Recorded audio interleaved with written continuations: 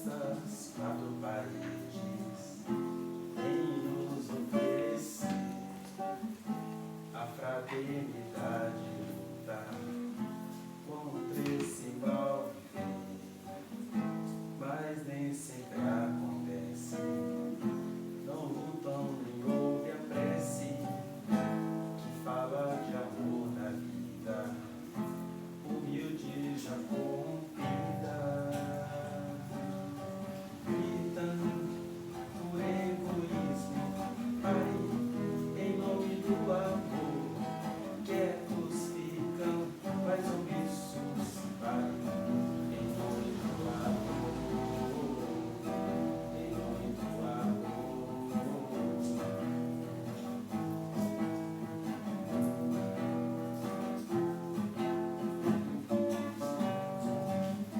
Chega de compromisso, eu quero é me satisfazer, mas nem sempre é isso que faz a alegria vir. Essas quatro paredes vêm nos oferecer a fraternidade, lutar contra esse mal viver. Alegria, fé na vida, faz o amor curar feridas, antes mesmo que tardia, faz nascer um novo dia, um novo dia.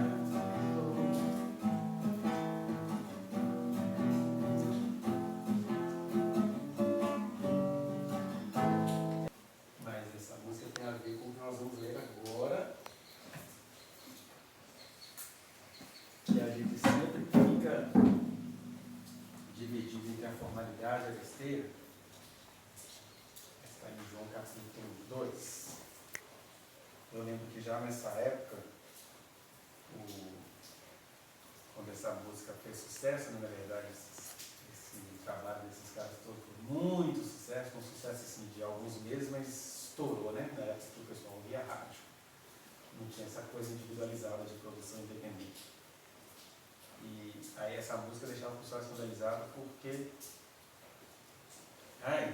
Deus não habita em templos feitos por mãos humanas, né? Aí o cara vai e faz uma música falando das quatro paredes do templo e tudo, né? E é sobre isso que a gente vai ler aqui, ó. João 2, versículo 13. Diz assim: estando próxima a Páscoa dos judeus, subiu Jesus para Jerusalém. Ele está falando aqui não porque ele não fosse judeu, ele está falando com um público que não entendia muito bem dos costumes dos judeus, né? Então ele fala a Páscoa dos judeus. Subiu Jesus para Jerusalém, que era a capital da religião, né? E encontrou no templo os que vendiam bois, ovelhas e pombas, e também os cambistas assentados. É interessante que vendiam coisas úteis, né? Úteis para o sacrifício, porque a gente vê esses textos e esquece que o negócio lá era meio feio. Imagina você ir para um culto, aí chega lá no culto, até hoje os islâmicos fazem isso, né? Mas é uma coisa feia. Você vai para o culto para quê? Você vai para o culto para matar um bicho. O sacerdote, né? Fazer aquele trabalho sujo, né? Você matar um bicho, ele vai esbuchar, sangue vai espirrar, aquela coisa toda. E às vezes a gente vê umas filmagens assim, de esses ritos bem coletivos, aquela fila de gente, todo mundo segurando bode, cordeiro, bezerro, e aquele tanto de animal sendo sacrificado. E aí o pessoal já com o pensamento capitalista estava vendendo no templo, ao invés de ser trazido de sua casa, a gente chegava lá no templo e estava lá, tudo facinho para vocês, né? Bois, ovelhas e pombas, parecendo o mercado central de BH, né? E também os cambistas, que aí na verdade eram aqueles vendedores que negociavam pequenas quantias, né? Não era dólar, não. Tendo feito um azorrague de cordas, ou seja, Jesus viu aquela cena toda, aquele tanto de animal no templo, e ele saiu, porque ele fez um azorrague. Então, ele estava para algum lugar e foi tessiturar, né? Peraí, esse negócio está feio, não estou gostando disso. Tendo feito um azorrague de cordas, expulsou todos do templo, bem como as ovelhas, os bois, derramou pelo chão o dinheiro dos cambistas. Os caras eram pobres, Jesus foi lá fazer esse ato terrível contra os pobres. E cambista é vendedor, ralé. Esses caras que ficam aí nos clássicos, né? Eles não têm dinheiro, eles vão lá tentar negociar, né?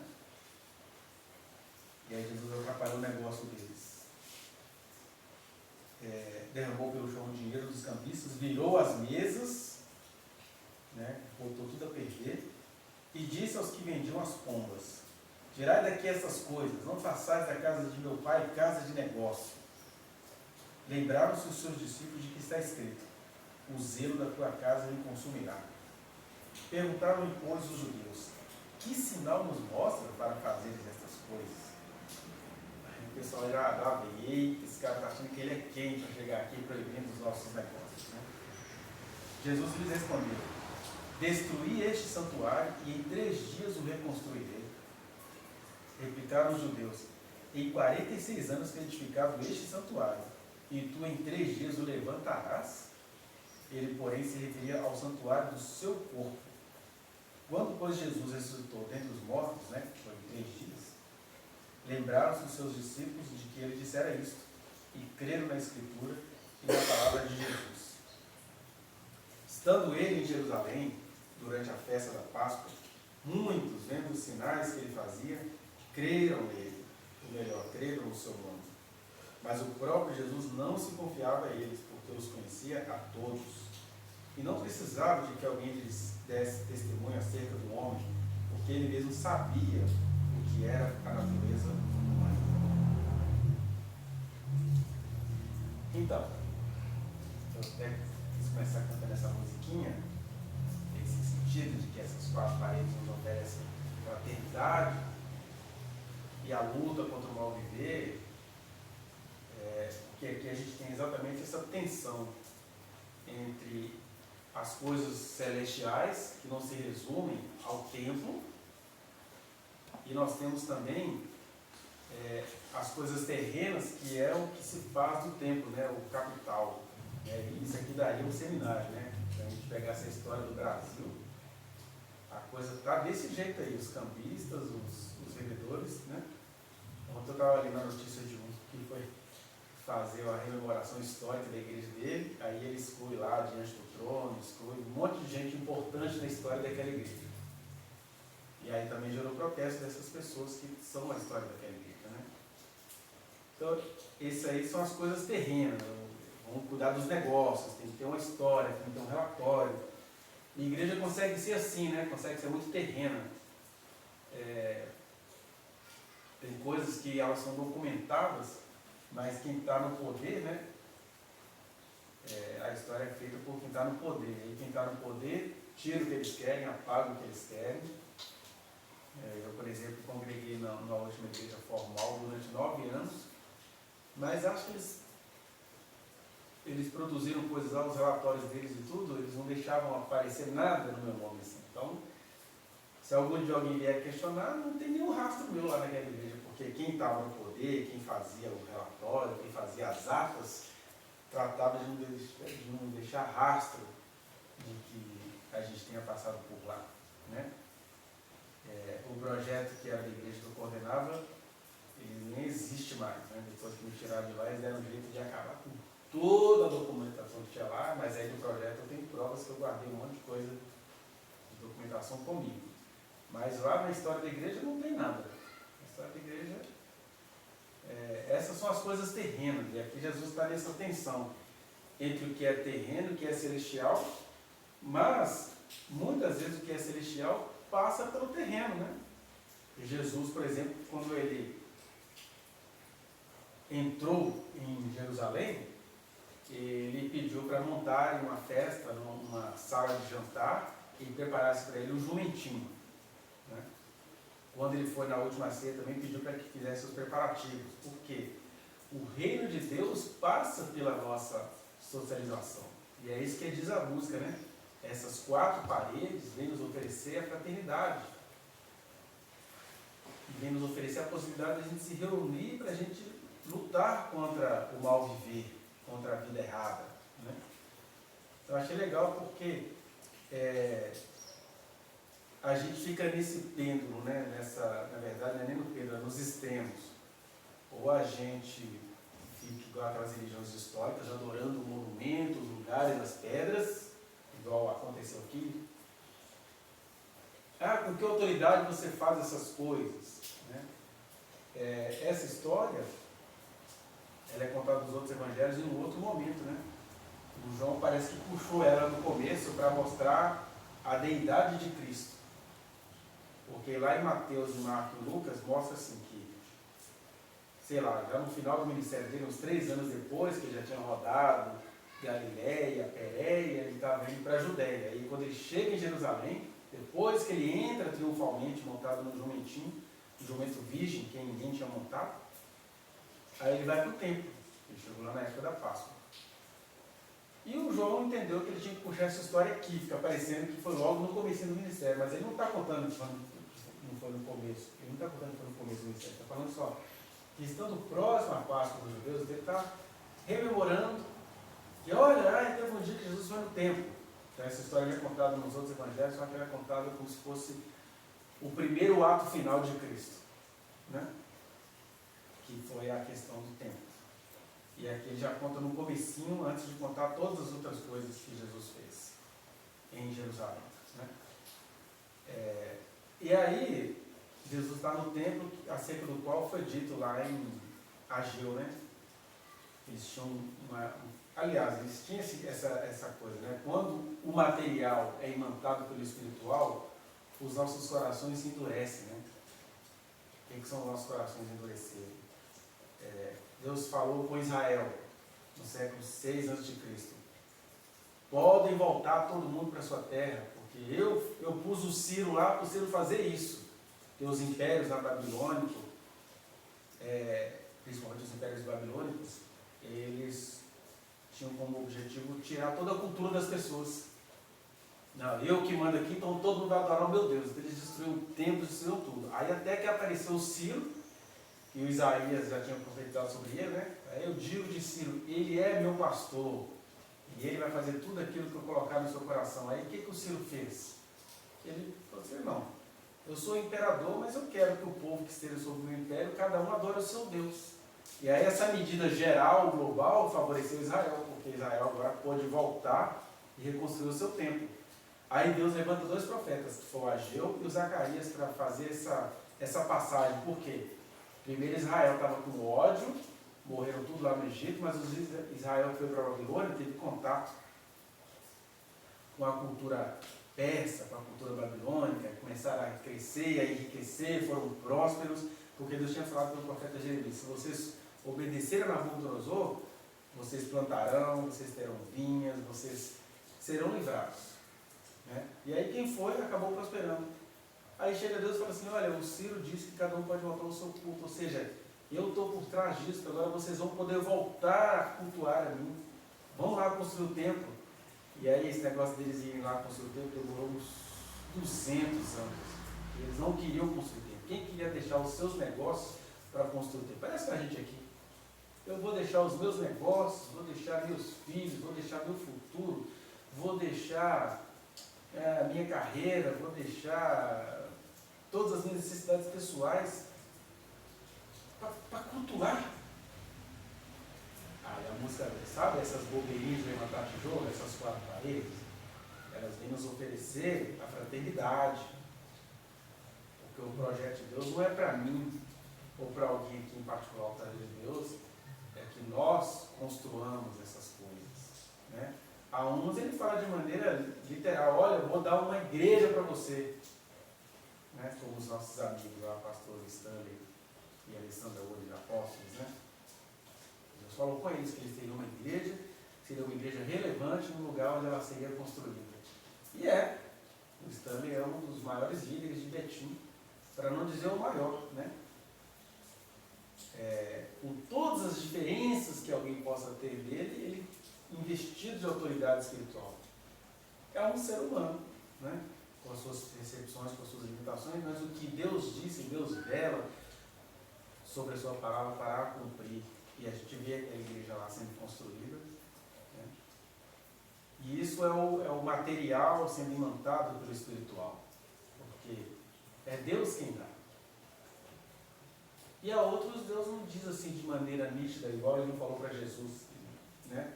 O Filho e os seus apóstolos não tinham essa promessa de ter um tempo.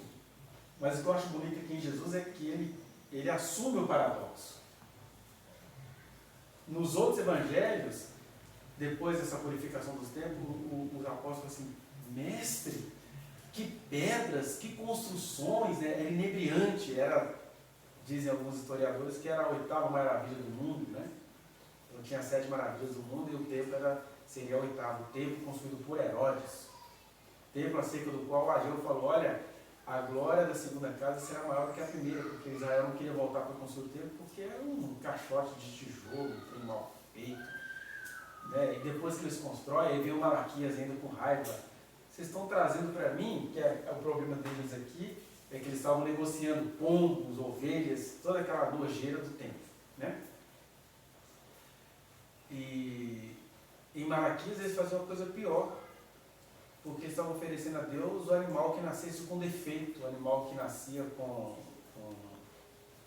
que tinha doenças. Aí eles, esse aqui é para o templo.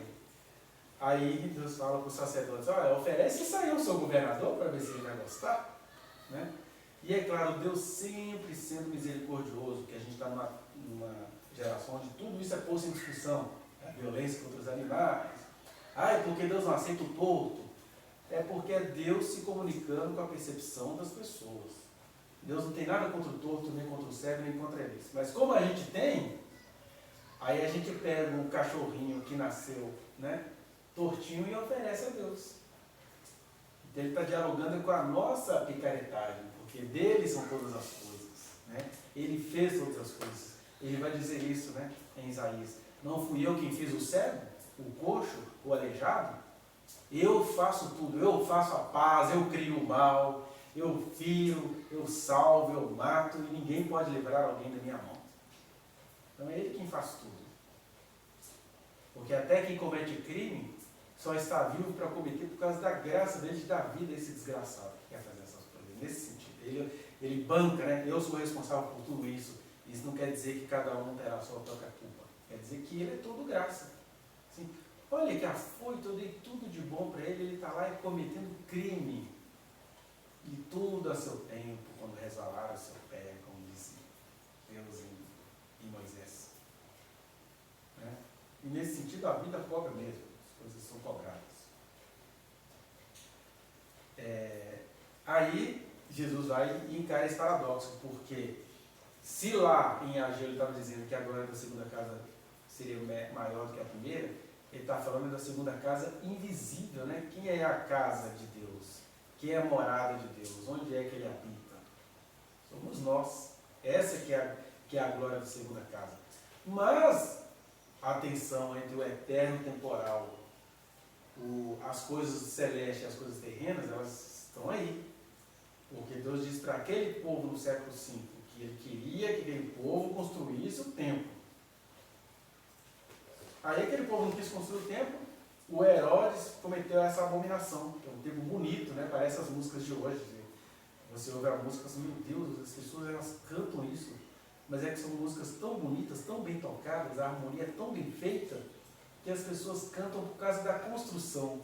E aí Israel pagou esse mico de abraçar a construção de Herodes, um perverso, um nojento, um idumeu, um cara que matou a própria mãe, que matou os irmãos todos para ficar no poder, mas ele construiu um templo maravilhoso, e aí eles passam a adorar o templo.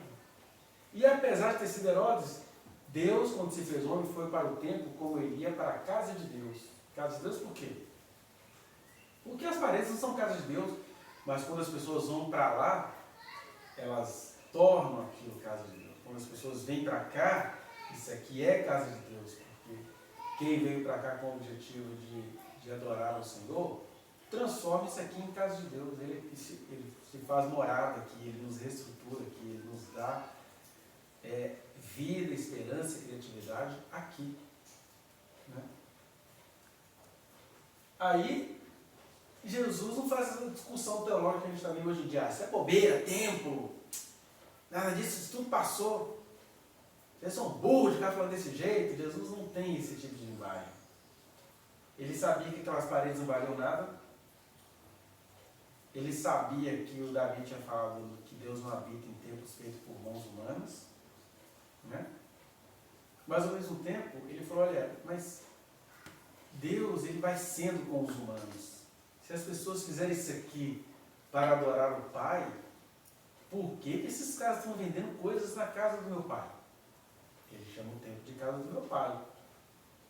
Então a gente tem que parar com esses purismos. Eu me lembro que um outro movimento que Deus promoveu numa igreja, a gente se reunia todo domingo à tarde para a gente conversar com a moçada, mas aí tinha uma galera lá fazendo teologia, tinha um pessoal entrando em contato com um monte de conhecimento, e a mensagem que eu recebi para falar com eles para eles irem para o templo, tem que se reunir no templo, tem que orar no templo, vamos para a igreja, vamos sentar todo mundo ali, Deus organizando uma caravana ali dentro daquele templo. Mas era engraçado, porque o que me preocupava não eram os inimigos de fora. Os de fora eu sempre estive preparado para eles, eu nunca tive medo de pancadaria de fora, quando tem a ver com a mensagem, com o Evangelho de Deus. Isso aí a gente resolve. O ruim era o que era corroído por dentro, né? Você estava ali falando, tempo, Deus não habita em tempo, isso é bobeira, tempo, não sei o quê. E aí Jesus está aqui bonitinho. Tanto é que Deus acabou desistindo dessa moçada que ele queria levantar, porque eles estavam tão com medo de serem templários, né? Não queriam ser cavaleiros templários. E eu percebi isso e falava para eles, gente, olha, uma hora, quando todo mundo fizer o que tiver de ser feito aqui, cada um vai encontrar a sua vida, o seu caminho, né? Mas o negócio era assim, era rebater, não, você está falando de tempo, isso aí está ultrapassado, né? Deus não habita em tempo feito por mãos humanas. Então assim, eu sei que Deus não habita em tempo feito por mãos humanas, mas Deus quer a gente aqui como um templo dele. Mas as pessoas não entendiam, era muito difícil a cabeça dura do pessoal. Dá para entender um pouquinho o que Ageu e Zacarias passou na mão daquelas pessoas que não queriam construir o templo, né? Depois do exílio. Mas Jesus chega aqui e não, olha, eu sei de todas as coisas, eu sei tanto de todas as coisas que eu sei que aqui é lugar instituído para adorar o meu Pai. E ele não fica com indignação teatral, ele fica com indignação de verdade. Peraí, eu estou no lugar, nessas 4 paredes que vem nos oferecer a fraternidade e o lutar contra este mal viver? Mas os caras estão vendendo. E é claro, o capitalismo é sempre essa desgraça. Para você vender seres vivos, tem tortura, tem covardia. E quando Deus instituiu o sacrifício lá no Antigo Testamento, não era para ser assim. Era para você pegar da sua ovelha, da sua vaca, do seu boi que viria feliz e levá-lo ao templo. Que essa era a dor. Né? O sangue do inocente seria derramado por toda a humanidade. E aí, quando Deus olha assim, olha só as facilitações desse povo, que apoio o quê, menina? Que a gente já cria para você? Que fazer comida e conversar com a família, já tem tudo prontinho para você? Né? E esses produtos que nos assediam todos os dias e nos matam também. E aí, essas questões do dia a dia, Jesus fala, isso aí são coisas de vocês. Agora, na minha casa, comércio, eu te dei o dom de me louvar e você quer virar mestre da ópera? Eu te dei o dom de pregar a palavra e você agora quer entrar na programação neurolinguística? Eu te dei o dom de suavemente tocar para mim? É engraçado esse negócio de tocar para Jesus, as pessoas ficarem nesse campismo, né? Esse câmbio negociando entre Deus e o diabo. Porque todas as bandas que eu curti na minha adolescência, estou vendo o pessoal que publica histórias sobre essas bandas, todas as bandas, os caras tocavam intuitivamente, igual a mim, eu toco na intuição. Não tenho, né? É um zeitgeist, né? É um espírito que pega as pessoas. Então, na década de 80, tinha um lado comercial, que qualquer jovem que fizesse qualquer barulhinho, eles criavam uma banda. E muita gente, na intuição, foi se tornando estrela mesmo do negócio, coisa muito boa. Mas os evangélicos, desde sempre, com esse purismo, né? De, Deus me deu o dom, mas eu quero excelência. Aí o que é excelência? Excelência é que eu vou jogar o que Deus me deu fora e vou para outras coisas. E não que a gente não possa cultivar outras capacidades, mas em relação ao material do templo, o que seria o templo aqui para nós? O nosso ministério, daquilo que nos foi revelado, daquilo que foi construído, aquilo que Deus disse, ó, estão construindo aí, mas eu vou dar a vocês. E quando eu der a vocês aquilo que estão construindo de maneira profana, a minha casa será chamada casa de oração para todas as nações, e não casa de comércio. Que é o que Jesus vai dizer aqui na hora que ele enxota todo mundo, né? O zelo da tua casa me consumirá. Olha só, Jesus tratou o templo, aquele material, aquele lugar, aquela circunstância, como culto a Deus. E aí ele está dizendo, isso me indignou. E aí é que eu acho legal, porque a gente lê o texto em linguagem clássica e não consegue ver, vislumbrar Jesus chegando com um chicote, e o objetivo do chicote não era bater em ninguém. Ninguém vai encontrar Jesus violento aqui, ninguém vai encontrar Jesus MBL, ninguém vai encontrar Jesus enchendo a paciência do mundo. Ele vai encontrar Jesus indignado. Indignado é o quê? O objetivo dele era tanger tudo. Tira bicho, tira cambista, derruba moeda, sai daqui. É claro que quem entrasse no meio da corda ia tomar uma. Mas o objetivo dele não era bater em ninguém, não. Quem entrasse, né? A corda está rodando, e quem entrar no meio apanha. Mas ele não queria bater em ninguém, não. Mas mostrando que até Deus, quando se fez homem, espera do ser humano que a gente aprenda a se indignar por causa do zelo da sua casa, o zelo da sua obra, o zelo das coisas que a gente considera a obra de Deus. A gente não faz tudo quanto é coisa nessa vida com propósito, com critério, com preparo, porque a gente não se prepara. E aí preparar aqui não é... Teve uma geração também cristã que privou pela arte, né? O evangelho tem que ter arte, e a arte é a pessoa... Existem maneiras bonitas de ser feito nisso, que eu posso, por exemplo, falar daquelas pessoas com quem o João Alexandre andava, né? O cantor João Alexandre. O João Alexandre aceita Jesus em mais ou menos 1983. Em 85 ele já criou um grupo pescador com músicas maravilhosas e clássicas e artísticas. Mas o que é bonito nele é que ele nunca fez aquilo um negócio. Ele era artista, ele tinha qualidade no que ele fazia, e ele ia para a igreja cantar, e a igreja dava a oferta que eles queriam dar a eles. Estava vendo ontem uma encrenca envolvendo a missionária Cristina Maranhão, que uma outra profetisa falou que Deus tinha mostrado a ela que a Cristina Maranhão estava seduzida, parece que ela estava sendo chamada para pregar em tudo quanto é lugar, e aí ela tem uma visão dela numa igreja nos Estados Unidos, e ganhando muito dinheiro. E aí Deus falou para a pessoa assim, fala para ela que eu não chamei ela para isso, que eu sou o sustento dela. Parece que os convites estão tão grandes, que aí a Maranhão ficou furiosa, botou os advogados lá e quer que a mulher tire o vídeo de todo jeito. E a mulher disse assim, não, eu vou tirar o vídeo, você não é profetisa do Senhor, você não é servo do Senhor, então servo do Senhor tem que aprender a ouvir. Eu continuo respeitando a irmã, sei que é Deus que fala através da irmã, Deus só mandou te dar um aviso, mandou te dar esse aviso em público. Então abraça o aviso, vai estar tendo uma briga jurídica lá. E aí eu vejo, por exemplo, João Alexandre, tem aquele Guilherme Kerr, que ele começou a liderar o Ministério de Louvor na Igreja Batista do Morumbi. Eles têm coisas maravilhosas, né? Tem um produto chamado Eram 12. Eles gravavam e vendiam, não na igreja, vendiam. Aliás, ele até estava contando na entrevista dele, Guilherme Kerr, que eles gravavam, e aí como era a Igreja Batista do Morumbi, ou seja, é só Michel Temer para lá, que congrega lá, então eles falavam assim, os irmãos podem gravar isso aí que a gente já tem número de pessoas para comprar. Então eles já compravam antes de gravar, que a gente está pagando o lançamento do seu LP. Aí eles têm um coral chamado, acho que é o coral da Igreja Batista do Morumbi, que eles vão contar a história do livro de João todinho, por exemplo. Então, quando Deus fala que Ele nos dá o sustento, Ele faz as coisas acontecer. Né? E tem essa tensão entre o que é espiritual e o que é material. E tem essa tensão entre o templo que é invisível, que é quando todos nós nos reunimos, e a materialidade do templo do qual a gente deveria cuidar. No caso nosso, o que seria cuidar do templo? A gente tem que se organizar, a gente tem que alugar alguma coisa, a gente tem que, às vezes, até clamar a Deus para nos dar condições de comprar coisas materiais, né?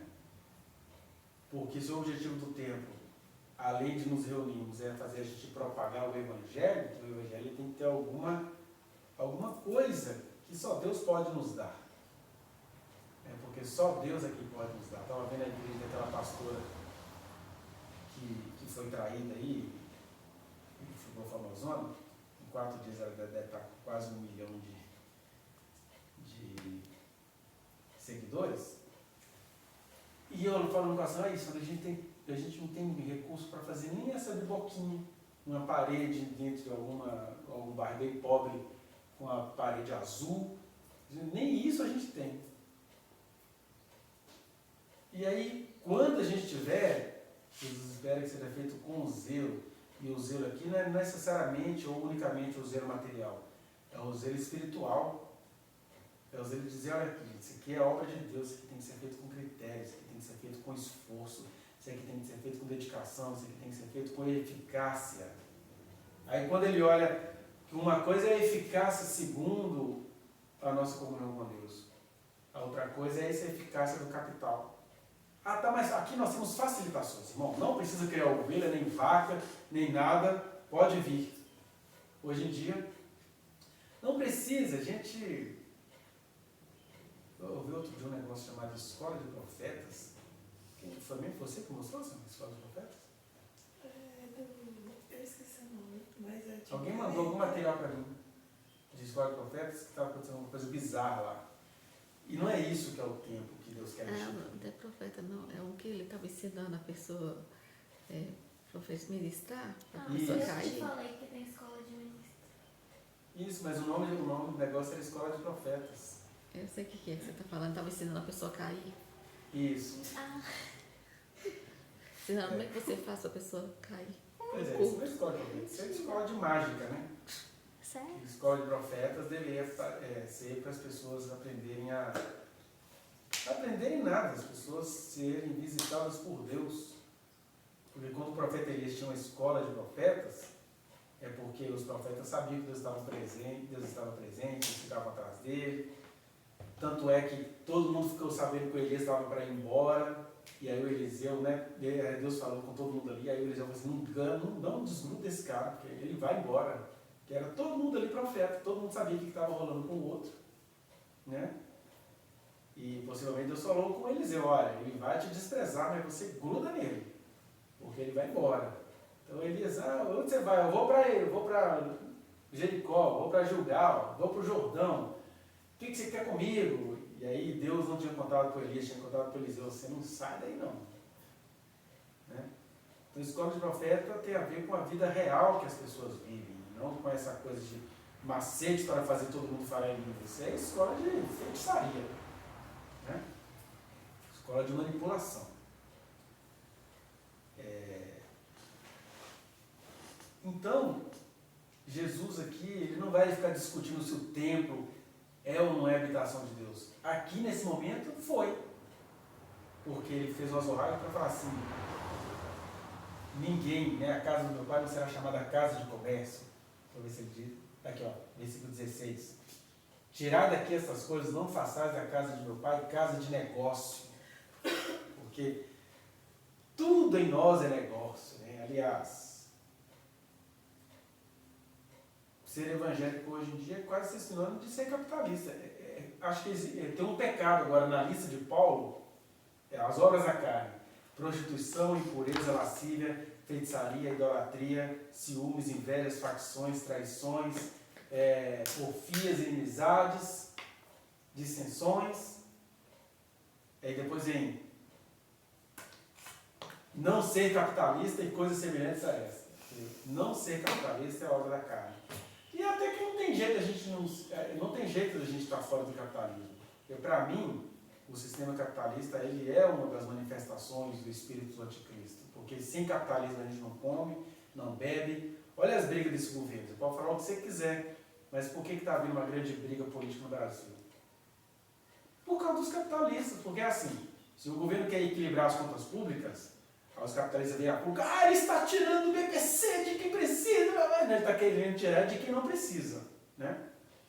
Mas, Se ele põe o BPC para todo mundo, aí vem os capitais dizendo, esse governo gasta muito, está dando dinheiro para todo mundo. Então, qualquer coisa, a desgraça do capitalismo vai estar lá. Mas aí eu já sou comunista porque eu estou falando mal disso. Na verdade, não é essa a questão é o reino de Deus se constitui de justiça, paz e alegria do Espírito Santo. É justo? Se você precisa equilibrar as contas, é justo certas políticas sociais? É justo tirar de quem não tem? Porque quem está fazendo esse estardalhaço todo, porque o governo vai ter que tirar um pouco de quem não tem, são os mesmos que não querem pagar 5% dos seus impostos bilionários. Né? Tiraram da reforma econômica. Eles iam pagar, não eram 5%, não, ia começar com 2 e pouco por cento dos bilhões que a ser dos casos eles não pagam impostos. Mas tiraram. Porque é aquilo que diz no Apocalipse, né? Sem esse reino, sem esse império, ninguém come, ninguém vai, ninguém vem. Né? Eu sou contra isso, mas eu vivo em meio a isso. Por isso que quem tem a marca do Cordeiro nem sabe, mas tem a marca da besta também. Né? Deus não contou tudo para o apóstolo, mas ele conta para a gente. De maneira que nós aqui que temos a marca do Cordeiro, somos o ser do Cordeiro, a gente está precisamente no reino da besta, que é esse monte de besta que só sabe manipular os outros. E são bestas mesmo, né? Porque são os homens maus, eles não têm amor, não têm nada, mas eles são tão prósperos. Quanto mais ruins, ranzinhos eles são, mais prósperos eles são as bestas. E aí, para Jesus, essa é a abominação. É fazer da obra dele casa de negócio. Porque não tem negócio, deveria ter a solidariedade. Na verdade, se tivesse ali no tempo pessoas com condições, com as ovelhinhas e os cabritos esperando, a lei fala que o pobre só pode oferecer uma rola e 2 pombinhos. E aí, não, mas é que eu, como um homem que tem recursos, eu trouxe para você um cordeiro da minha fazenda, né? Mas não, é negócios, porque a gente precisa viver disso, né? Eu não tenho muita fé em Deus não, então eu preciso. Né? E essas abominações vivem acontecendo desde sempre. Mas não é porque a coisa é desde sempre que Jesus não vai se indignar, e esse é o convite para a gente. Né? Não é porque desde sempre a coisa é assim que você não vai se indignar. Esse é o Jesus para o qual a gente nasceu para crer. A gente nasceu para crer nesse Jesus, que nunca vai se conformar com este mundo. Mesmo que ele termine na cruz, ele falou, olha, não suporto isso, não dá.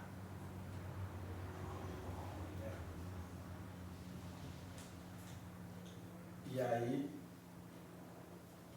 se isso aqui aconteceu mais de uma vez, tem comentaristas que falam que na verdade Jesus teve o tempo 2 vezes e que as 2 vezes que ele teve deu esse problema, mas a gente não tem dados para isso.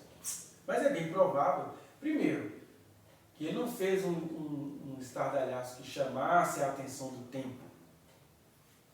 Ou então as autoridades do tempo sabiam, peraí, é esquisito que esse cara fez, mas é errado ele não está, né? Deixa ele. É errado ele não está, não. As autoridades do tempo sabiam que aquele negócio ali, né? Que deveria ser um lugar que fedia, né? Você entra na porta, você entra na recepção do templo, está aqui um monte de aves, de bois, de barulho de animal, aquela coisa toda. Assim, que lugar mais pagão, que lugar fedido. Por quê? Porque tem uma meia dúzia ganhando dinheiro com isso aí. Deixa assim. Tem que ser empreendedor, rapaz. As pessoas gostam dessa porqueira mesmo, igual o ex-ministro Paulo Guedes fala. Se eles gostam dessa porcaria mesmo, ele falou uma palavra muito pior. Não deixa eles todo mundo se poder, né? E é assim que os sacerdotes falavam, isso tudo é nojento, mas já que eles gostam, deixa eles se lascarem para lá. Que o importante aqui é que os negócios entrem. Jesus não suportou esse negócio, ele não só não suportou, como ele foi lá espantar todo mundo com chicote. E isso não está escrito aqui só para a gente achar bonitinho, Jesus fez isso, né? Mas Jesus é Jesus. Aí Paulo chega e fala assim, tende em vocês o mesmo sentimento que houve em Cristo Jesus. Porque ele, não julgando como usurpação o ser igual a Deus, a si mesmo se esvaziou. Porque ele, como Deus, poderia secar todo mundo ali, matar todo mundo. Ó, Deus chegou, rapaz. Vocês estão pensando que eu sou o quê? Aí todo mundo morre. Que é o nosso desejo, né? Ai, Deus podia chegar, acabar logo com isso. Mas ele não julgou como usurpação de ser igual a Deus. Ah, eu sou homem. Quem é homem se indigna. Quem é ser humano se indigna. Eu vou fazer meu chicote, que eu preciso acabar com essa palhaçada aqui. Não é com espetáculo que a gente acaba com isso. É com humanização. E às vezes a melhor maneira de você mostrar a humanidade é você se irando contra a safadeza dos humanos. Ele está dizendo, ninguém vai mexer na casa do meu pai aqui, ninguém vai fazer negócio aqui não. Então, o João se relembra, né? Relembra dessas questões, para mostrar que, embora Deus não habite em templos feitos por mãos humanas, Deus está na nossa comunhão. Ele disse isso, né? Onde estiverem 2 ou 3 reunidos em meu nome, eles estão no meio deles. Aí, primeiro a gente começa reunido em nome de Jesus, depois a gente começa reunido e continua reunido em nome dos negócios. Ah, isso aqui tem que se manter, isso aqui tem uma história, isso vende, qualquer congresso que a gente faz, vende. Nunca vou me esquecer de uma colega que eu tive lá na Ceia Inglesa, e ela me contando. O nome dela era Adriana Bombom, porque ela parecia com a tal da Adriana Bombom, né? E ela assim, Alexandro, eu estou impressionado, eu participei de uma feira esse final de semana no Diante do Trono. A minha barraca, que vendia só petrechozinho, broxinho de Jesus, coisinha para... A minha barraca vendeu 100 mil reais por dia. 100 mil por dia. Ela falando. E aí, na verdade, aqueles grandes shows eram grandes negócios, né? Tanto é que o André Valadão está tentando se segurar com isso até hoje. Ele quer ser o dono da coisa toda. E aí, para Deus, isso é abominável. Ele tem um jeito dele lá de fazer as pessoas não continuarem nisso, né? Como eu vejo que ele guardou a Ana Paula, que ele guardou o Gustavo, que ele guardou o próprio Márcio Valadão. Mas o André está só subindo para cair bem alto da sua ruína, da sua própria ruína. E eu até já disse isso aqui, né? Que se o André é de fato um homem de Deus, ele vai conhecer a ruína antes de ele morrer. Se ele morrer em glória, de Deus ele não é não. Isso é sentença para quem se pensa homem de Deus. Né?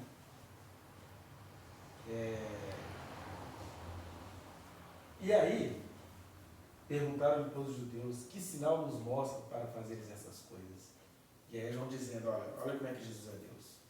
Ele fala assim, olha, destrua esse santuário e em 3 dias eu o reconstruirei.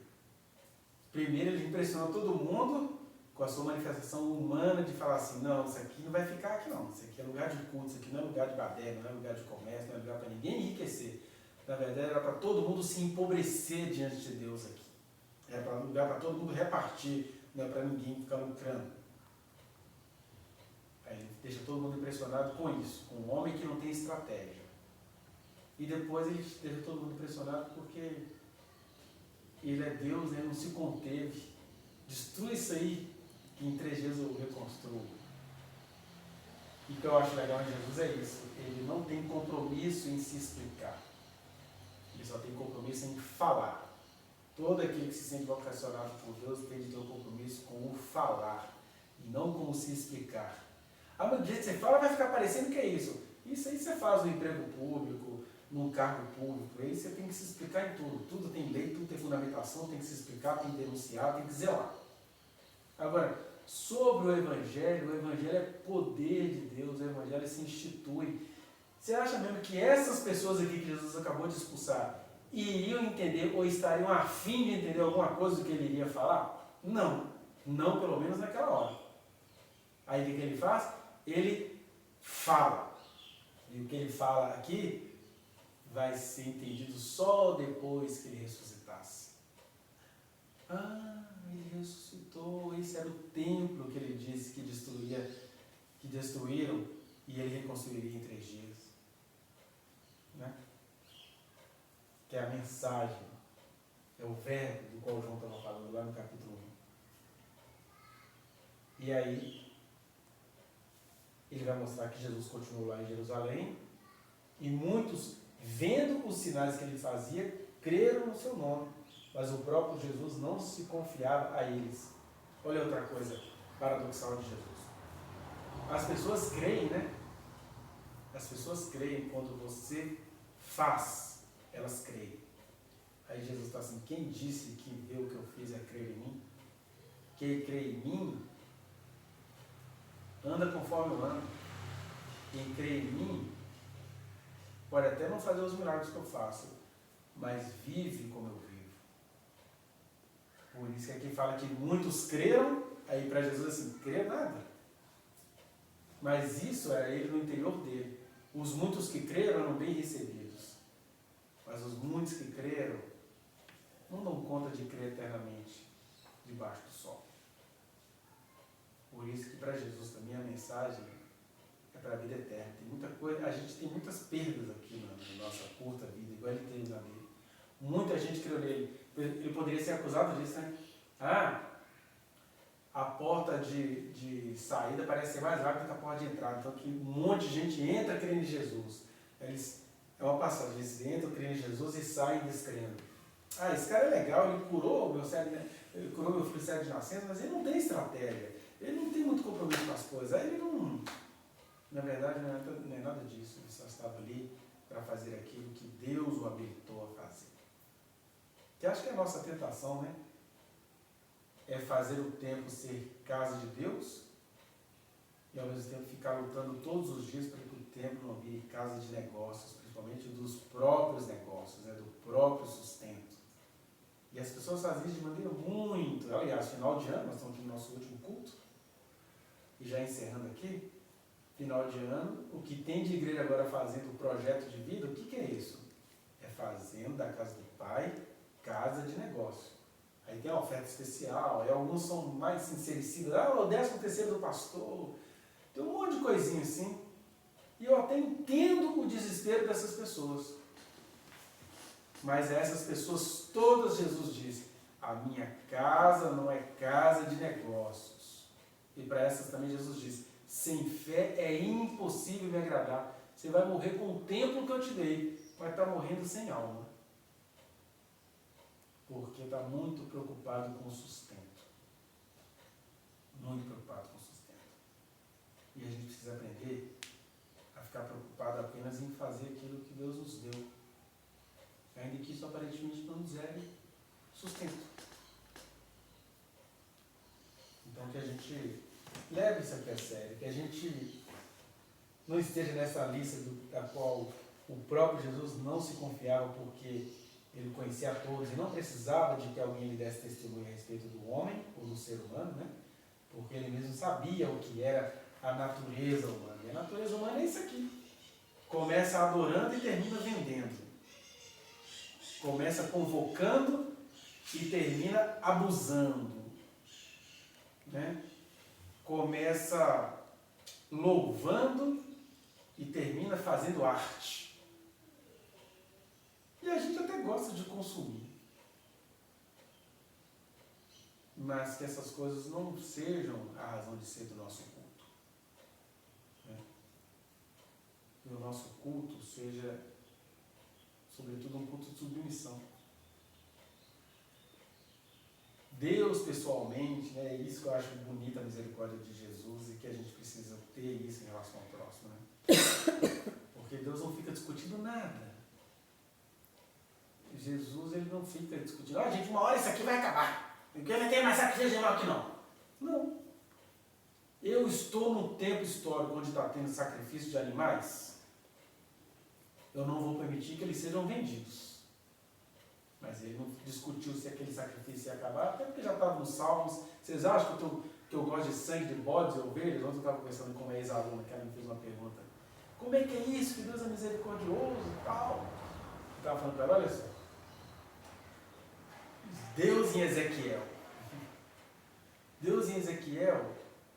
ele é tão amoroso que ele se passa como aquele marido do Oriente Médio. Como é que os maridos do Oriente Médio se casaram? Ele encontrou uma menina na rua, criança, toda emperebada, encontrou, levava essa criança para casa, cuidava da criança. Olha só, que amor. Cuidava da criança, aí a menina crescia, entrava nos seus tempos de amores, na cabeça do homem, né? Ai meu Deus, tem peitinho? É minha. E eu que criei, vou casar com ela. Era assim que pensava a cabeça do homem do Oriente Médio. Aí Deus, na boca do profeta Ezequiel, no capítulo 16, ele se passa por esse homem. Ah, Israel, eu te peguei, ainda revolvido no sangue, tipo, somente jogou fora com placenta e tudo. Eu te peguei, cuidei de você, lavei. Aí você cresceu, aí você chegou na idade dos amores. E aí, Israel, eu casei com você e agora você só quer dar para o vizinho. É Deus na boca do Ezequiel. Porque Deus, ou o Evangelho, ele não vai ficar discutindo identitarismo, nem se é assim, se é assado. Deus é mensagem. Eu sempre tenho que enfatizar isso aqui no final da nossa reunião, porque a gente está estudando sobre o Verbo Eterno. Mensagem, aí está explicando para ela aqui. Deus não concorda com esse jeito do homem do Oriente Médio ser. Mas ele não está falando com o homem do Oriente Médio? Então é assim que vocês fazem as coisas? Então pronto, eu sou esse Deus que criou uma menina e se casou com ela. Porque é assim que aquele homem do Oriente Médio vai entender a mensagem, mas não quer dizer que Deus pense assim. É igual aqui. É assim que Jesus agiu em relação aos animais. Ele não aboliu o sacrifício ali. Ele cuidou de que aquilo fosse feito conforme tinha sido instruído para Israel. E muitas coisas nossas com as quais Deus não concorda, mas Ele é, quando fala que Ele é benigno e misericordioso, é isso, assim, vocês têm umas bobeiras tão grandes, mas eu não vou discutir isso com vocês. Por exemplo, uma coisa que eu sei com que Deus não concorda, é a submissão da mulher. Mas as igrejas adoram isso, então eu, como ser humano, me dou o direito de discutir. Mas Deus não discute. A minha célula, tu gosta de lamber pé de homem, minha filha? Apenas seja cheio do meu espírito. Vai morrer lambendo o pé de homem, porque vocês são burros. Vocês querem transar com a menina que vocês criaram, vocês são burros. Mas, eu, minha misericórdia, atravessa essas idiotices de vocês. Agora, as idiotices eu suporto. Fazer da casa dele casa de negócio, ele não suporta, não. Aí ele vem, e aí quando Jesus está falando isso aqui, fazendo isso aqui, está dizendo, olha, quem é habitado por mim tem de carregar as minhas indignações. Porque ele vai falar assim, diz que é Deus e fez essa lambança no tempo. Lambança é o que vocês estavam fazendo. Então você tem que escolher qual lambança vai prevalecer. Se é a lambança de bosta de pombo, bosta de vaca, bosta de boi, que é isso, né? A gente esquece dessa cena. Ainda tem aqueles caras, né, que eles são ingratos, e aí eles já estão ganhando dinheiro em cima dos bichinhos. Então, a vaca fez cocô na hora que o cuidador não quer, ela toma pancada. Pá! Eles fazem isso até hoje com as nossas tecnologias. Né? Urinou na hora do sacrifício. Não, mas toma bicudo. O bicho já vive ali engaralado, preso. Então, se é lambança por lambança, façamos a lambança que traz, façamos o castigo que nos traz a paz. Né? Façamos a lambança que vai gerar justiça. É a mensagem de Jesus aqui. Porque Deus, quando se fez homem, ele preferiu ficar conhecido como um homem que arremessou chicote para tudo quanto é lado, do que como o homem que viu aquela caganeira toda na porta do templo e não fez nada contra aquilo. E esse é o limite entre a prudência e a covardia, a sabedoria e a esperteza. O reino de Deus está cheio de gente assim, né? Gente que virou pastor porque ele criou o princípio da autoridade. Então, eu carreguei água para o pastor, agora eu quero que vocês carreguem água para mim. Eu virei pastor porque eu levei um dia a cadeira para o pastor, ele viu que eu era submisso e ele já me virou pastor. Isso não é sabedoria, isso é safadeza, isso é esperteza. Porque quando Jesus nos chamou, ele falou assim, aprendei de mim que sou manso e humilde de coração. O manso e humilde, ele pode ter levado a cadeira, mas não vai achar que isso vai ser motivo agora dele ter um princípio da autoridade. Esse é o limite entre a prudência e a covardia. Jesus podia ser prudente, ele disse, Jesus, sempre foi assim, Jesus, não mexe com isso. Mas eu não posso ser covarde. Entrando no lugar, nas 4 paredes que foram construídas sobre a palavra do meu Pai, vendo pessoas fazendo todas as covardias do mundo e eu vou ficar quieto? Não vou. Então a gente tem que ter isso, sabe? Essa loucura que gera muito muito desconforto na hora. Mas faz muitos outros falarem assim, olha, há esperança. E há.